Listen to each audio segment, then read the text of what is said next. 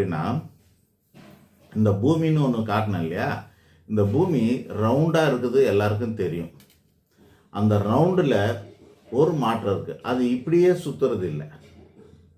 அது என்ன பண்ணோம், நல்லா கூர்ந்து கவனிங்க. இது இப்படியே சுற்றுறது இல்லை. அது என்ன பண்ணுது, கொஞ்சம் கிராஸாக சுற்றும்.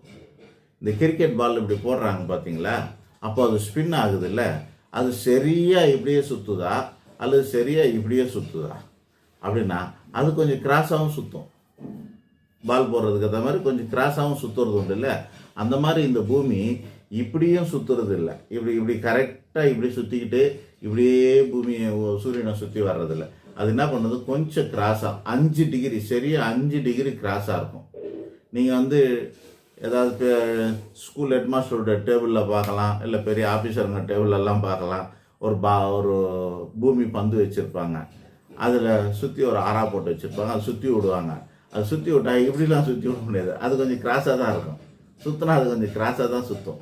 அந்த 5 டிகிரி கிராஸ் இருக்குது பார்த்தீங்களா, இந்த 5 டிகிரி கிராஸ்னால் என்ன ஆகுதுன்னா, சூரியனோட வெளிச்சம் படும்போது பகலும் இரவும் ஒவ்வொரு இடத்துக்கும் மாறுபடுது.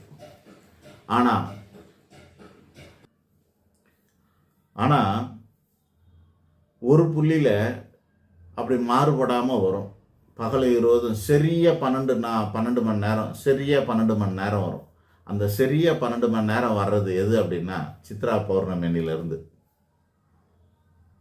சரியாக 12 மணி நேரம் பகல் பொழுது, சரியாக 12 மணி நேரம் இரவு பொழுது வருது. அதே போல் ஒரு ரவுண்டு அப்படியே கொஞ்சம் கொஞ்சமாக பகல் பொழுதில் அதிகமாக இருந்துக்கிட்டே அப்படியே கொஞ்சம் வந்துக்கிட்டு, அப்புறம் ஐப்பசியில் வரும்போது, ஐப்பசி பௌர்ணமி சிவனுக்கெல்லாம் அன்னாபிஷேகம்லாம் பண்ணுவாங்க பாருங்க, அந்த நாளில் இருந்து என்ன ஆகுதுன்னா, அது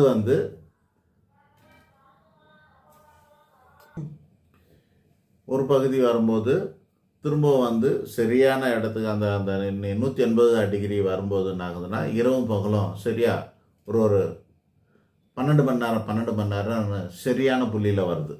அதுக்கப்புறம் திரும்பவும் இரவு போகுது அதிகமாக வருது. அந்த மாதிரி ஏதோ பகல் போகுது அதிகமாக இருந்ததுன்னா, இப்போ இனிமேல் இரவு பொழுது அதிகமாகிற மாதிரி வருது பாருங்கள். இது 0 டிகிரியாக கணக்கிடப்படுகிறது. அவ்வளோதான் விஷயம்.